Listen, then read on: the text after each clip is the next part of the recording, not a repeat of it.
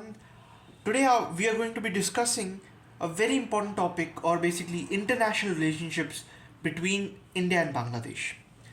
So let me jump into the topic, which is very important, that how international relations are between India and Bangladesh. As you can see, India and Bangladesh have a unique relationships because of their historical culture and linguistic relationships. We share a history with Bangladesh. We had a cultural relation with Bangladesh, as well as the West Bengal and the Bengal had the same linguistic relationships.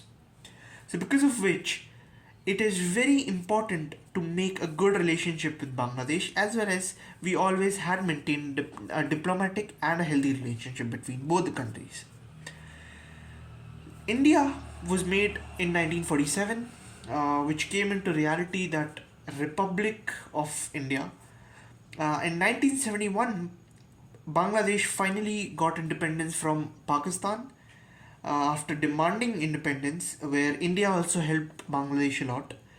On 16th December 1971, the day which India celebrates as Vijay Divas, Bangladesh celebrates it as basically their Independence Day, just like we celebrate our Independence Day in 1947, 15th August. What is Mukti Sangram? So, after the independence of Bangladesh, Mukti Sangram started.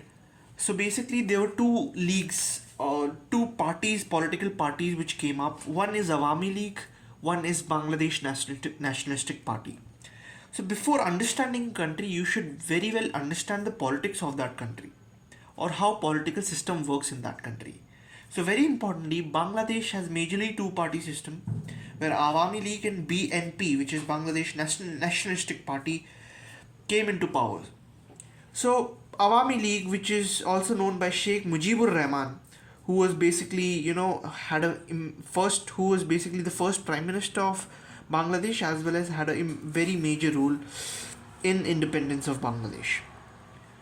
Sheikh Ziaur Rahman, who also had an important role in independence of Bangladesh, and they both had a daughter. Sheikh Mujibur Rahman had Sheikh Hasina, who was also former prime minister of Bangladesh. Further, she fled into India due to a lot of tensions in the country. Khaleda Jia was also basically a member of BNP for a long time. She was funded and helped by China and Pakistan, because of which a lot of Bangladeshis were very deeply connected with the Khaleda Jia party. And today, if you see on 2026, after the democratic elections in Bangladesh, BNP has come up with a very heavy majority in Bangladesh.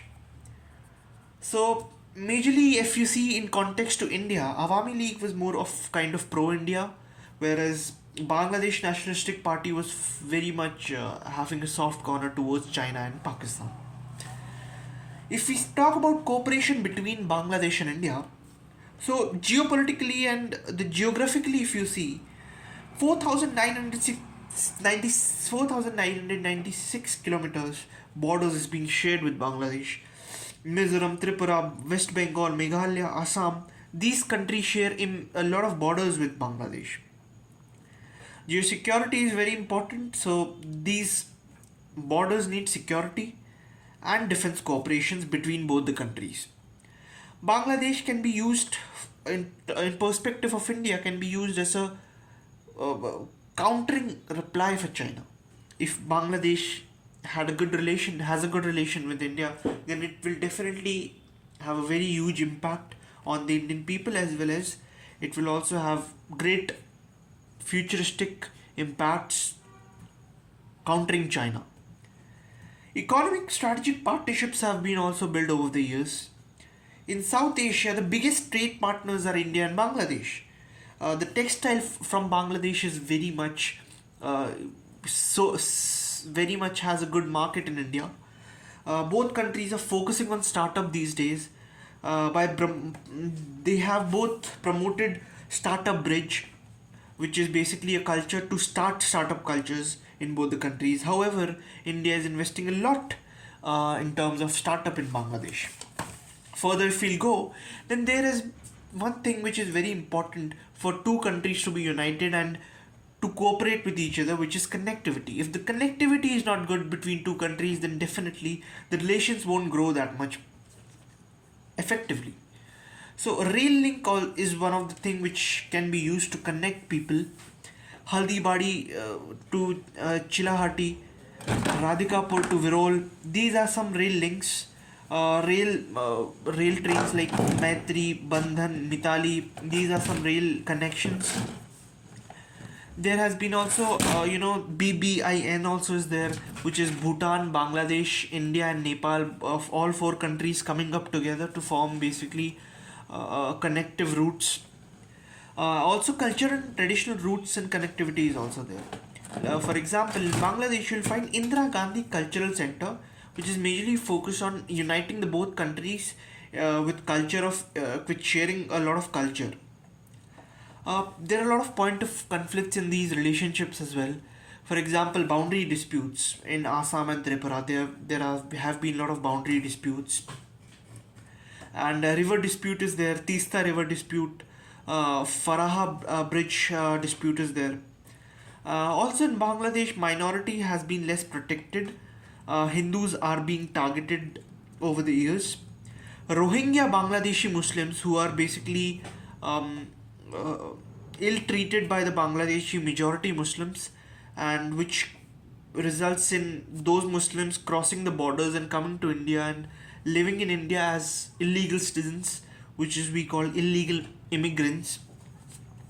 In Assam, they have impacted the entire demography of that state, which is a major concern, as well as the Bangladesh has also been having a very soft corner towards Pakistan and soft corner towards Pakistan as well as China, and Bangladesh has always contributed to help China in projects like BRO, which India stands firm against it. So there has been a lot of points of disputes. There have been a lot of points of conflict between these two nations. However, the relations have been diplomatically managed, diplomatically straight. Uh, as far as the concerns are being there that Bangladesh and India are in these days going far away from each other, that concern is also to an extent right. But both countries need to show maturity and come up together to form better diplomatic relationships, as well as to work. They both have to cooperate and work together to resolve these issues. Majorly in 2026, Bangladesh and India have a decent relationships, a diplomatic relationship, and it is predicted that these relationships will grow in further future. Thank you very much for watching the video. If you like the video, like, share, and subscribe. Thank you very much.